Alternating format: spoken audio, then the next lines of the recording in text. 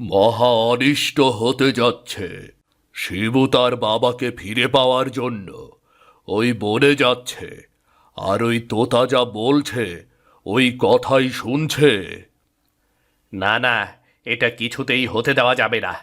যেভাবেই হোক ওকে আমাদের আটকাতে হবে।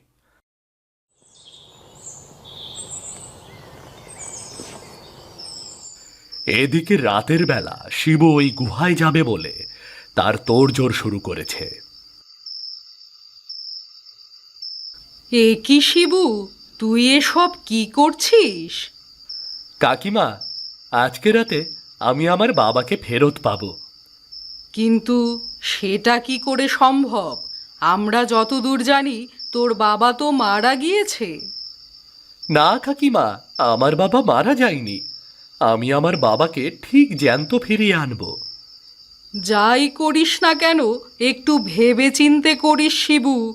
এটা করতে গিয়ে নতুন কোনো বিপদ যেন না আসে। তুমি কোনো চিন্তা করো না কাকিমা, কিছুই হবে না। আমি ভালোভাবেই আমার বাবাকে ফেরত নিয়ে আসতে পারবো। সন্ধ্যাবেলা শিবু বনের উদ্দেশ্যে বেরিয়ে পড়ে। ঠিক তখন তার পথ আটকে দাঁড়ায় তান্ত্রিক ও নিতাই। দাঁড়া শিবু, ওই বনে যাস না। তোর বাবাকে আর কোনোদিনও ফেরত পাওয়া যাবে না। শুধু শুধু কেন এসব করছিস? তোমরা চাও না যে আমি আমার বাবাকে ফেরত নিয়ে আসি, তাই না? এই কারণে তোমরা প্রতি কাজে আমাকে বাধা দিচ্ছ। তুই আমাদেরকে ভুল বুঝছিস শিবু।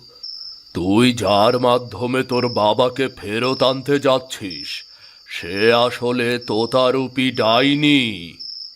আপনারা সবাই আমার সাথে মিথ্যা কথা